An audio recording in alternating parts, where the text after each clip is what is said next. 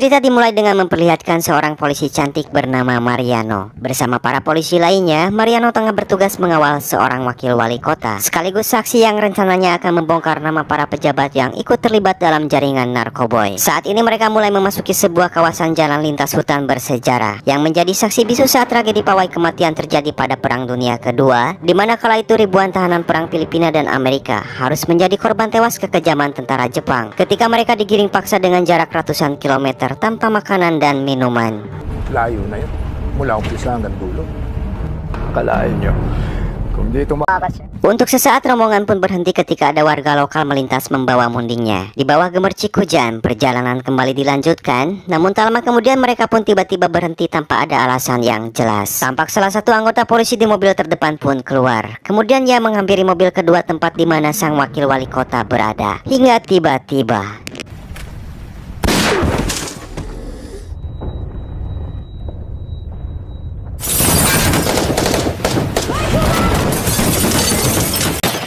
ternyata mereka merupakan para polisi kotor yang diperintahkan untuk menghabisi sang wakil wali kota. Sadar jika dirinya akan segera tewas, ia pun meminta Mariano agar membawa ponsel miliknya yang menyimpan semua bukti kejahatan. Sampai inilah yang terjadi.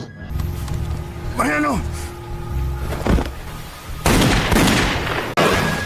Namun siapa disangka, ternyata Mariano masih bisa bertahan hidup meskipun dengan kondisi yang sangat memprihatinkan. Tak lupa juga ia pun mengambil ponsel milik sang wakil wali kota. Sambil menahan rasa sakit, Mariano membuka ponsel tersebut untuk melihat daftar nama para pejabat yang terlibat dalam jaringan narkoboy. Sereno, Sebran, Marintes, Capreso. Singkat cerita, malam hari pun telah tiba. Saat itu Mariano segera bersembunyi ketika melihat kedatangan mobil polisi yang menuju ke arahnya. Rupanya para polisi ini ditugaskan untuk menghitung jumlah mayat, sekaligus membereskannya demi menghilangkan jejak. Namun di sini mereka pun dibuat terkejut lantaran tak menemukan mayat Mariano. Si Mariano! Imposible. Unahin nyo yung body count. Menyadari jika Mariano masih hidup, mereka pun mulai terlihat panik. Salah satu polisi berhasil menemukan keberadaan Mariano yang tengah bersembunyi di bawah kolong mobil. Lalu inilah yang terjadi. Andito si Mariano! Mariano pun segera berlari masuk ke dalam hutan, disusul oleh tembakan para polisi ini yang salah satunya berhasil mengenai lengan Mariano hingga membuatnya jatuh terguling.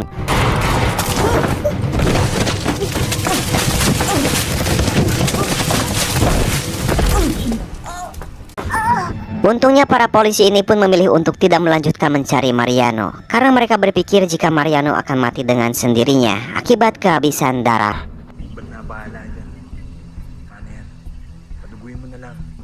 Keesokan paginya ia pun dikejutkan oleh seekor ular kobra yang tiba-tiba sudah nongkrong di hadapannya. Tampak juga luka tembakan cukup parah yang terdapat di bagian perut. Ia pun merobek seragam polisi miliknya untuk mengikat setiap lukanya tersebut, guna menahan aliran darah yang terus-menerus keluar.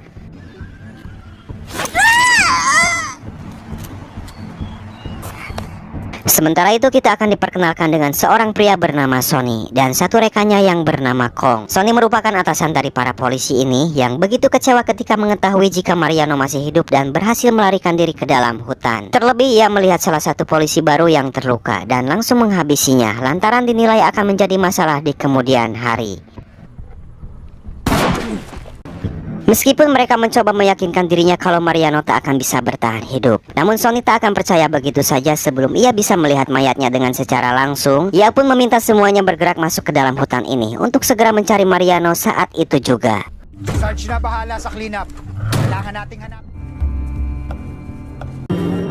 Beralih ke Mariano yang harus terjatuh ketika dirinya mencoba untuk kembali berjalan sambil menahan rasa sakit yang teramat sangat. Rasa putus asa atau bahkan ingin menyerah mungkin itulah yang sekarang ada di dalam benaknya. Dan tepat di hadapannya ia menemukan sebuah tempat minum peninggalan tentara Jepang. Di sini ia kembali bangkit untuk melanjutkan perjuangannya demi menemukan jalan keluar.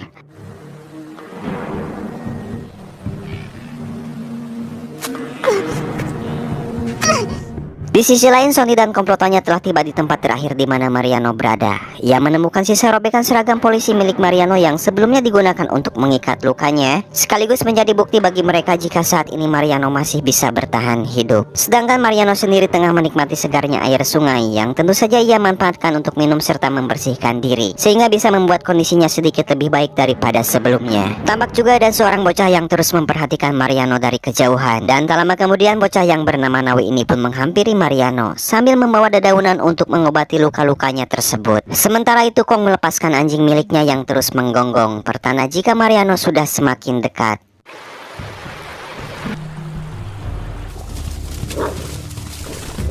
Saat itu Nawi merasakan ada sesuatu yang sedang bergerak menuju ke tempat mereka berdua, dan ternyata itu adalah anjing milik Kong yang untungnya berhasil Mariano lumpuhkan sebelum anjing tersebut menyerangnya. Namun di waktu yang sama muncul juga Kong hingga terjadilah baku tembak antara mereka berdua.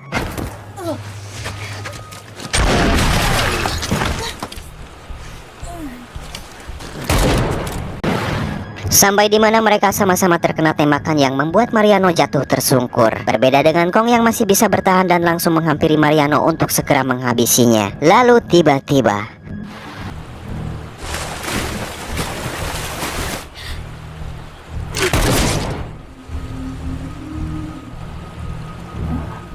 selang beberapa lama, Sony dan anak buahnya sudah tiba di tempat terakhir Mariano berada. Ia pun begitu murka ketika melihat Kong dan anjingnya sudah tewas terbujur kaku. Sony pun diminta agar lebih baik mereka menghentikan pencarian Mariano dan menyerahkan kepada tim pembersih. Namun Sony yang kepalang emosi ingin menghabisi Mariano dengan tangannya sendiri, serta meminta mereka semua untuk tetap melanjutkan perburuannya.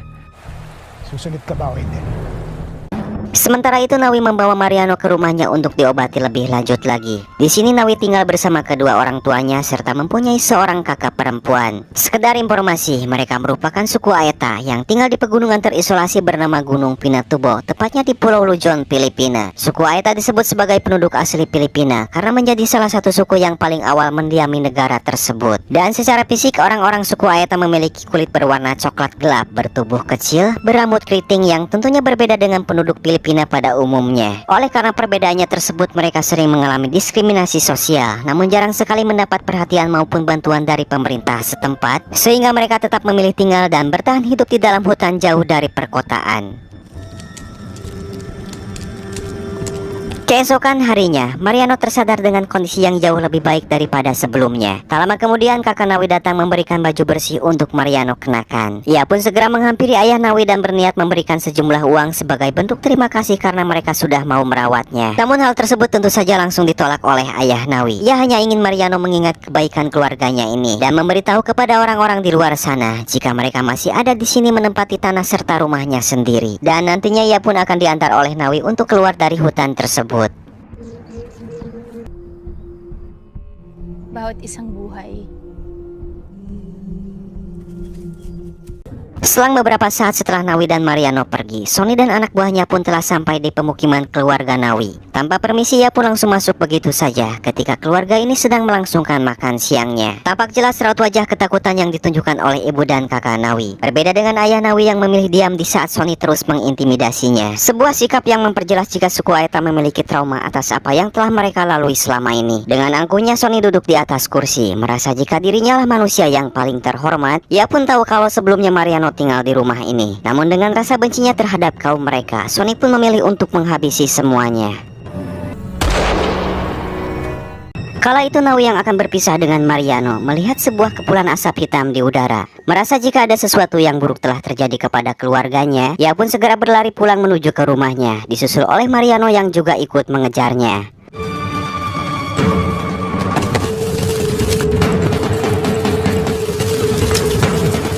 Dan benar saja, betapa hancurnya hati Nawi ketika melihat rumah dan keluarganya sudah hangus terbakar tanpa tersisa sama sekali. Begitupun Mariano yang juga ikut menangis merasakan penderitaan yang harus Nawi terima saat ini. Di sini Mariano pun langsung tahu jika pelakunya adalah Sony dari puntung rokok yang telah ia temukan di sana.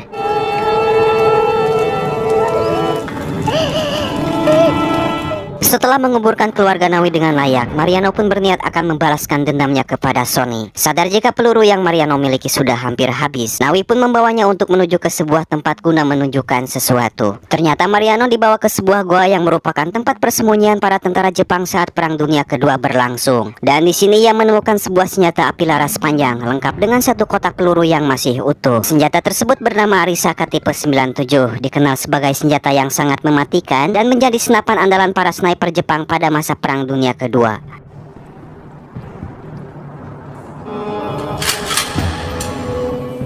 Sementara itu, Sony dan para polisi lainnya tengah beristirahat di tepian sebuah sungai sambil menikmati pemandangan yang cukup indah. Ia begitu berambisi menghabisi Mariano, karena nyawa mereka lah yang akan menjadi taruhannya jika sampai gagal melenyapkan semua saksi. Dan sepertinya ini adalah tempat yang cocok bagi mereka semua untuk sejenak menghilangkan rasa stresnya masing-masing. Namun tiba-tiba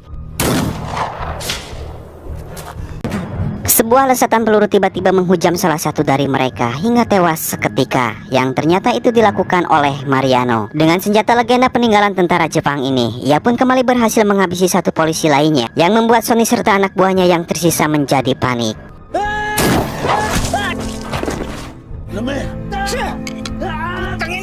Layaknya seperti hewan buruan, mereka berdua pun kocar-kacir berlari ketakutan mencari tempat untuk berlindung.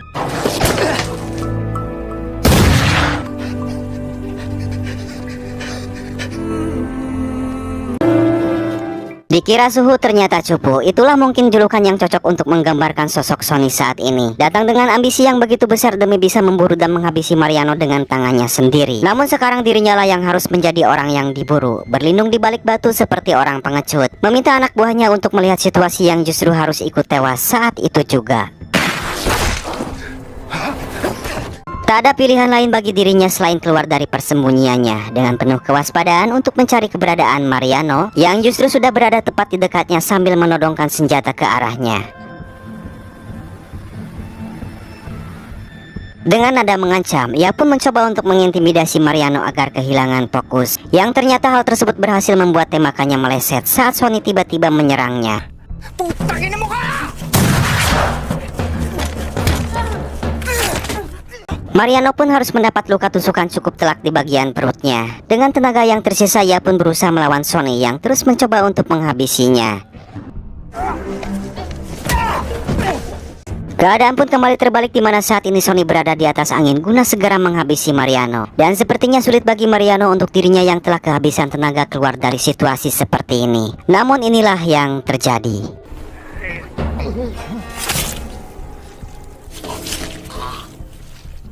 Secara tiba-tiba, Nawi muncul dan berhasil menusuk leher Sony hingga ia jatuh tersungkur. Dengan luka yang cukup parah, mustahil bagi Sony untuk bisa bertahan. Dan tak lama kemudian akhirnya Sony pun tewas. Setelah melewati sebuah perjuangan cukup keras, menguras emosi dan tenaga, bahkan hampir merenggut nyawa, Mariano masih bisa bertahan meskipun dengan kondisi yang sangat memprihatinkan. Di akhir cerita, Nawi mengantar Mariano ke jalan besar untuk kembali pulang ke kota dengan bukti-bukti yang ada di tangannya. Dan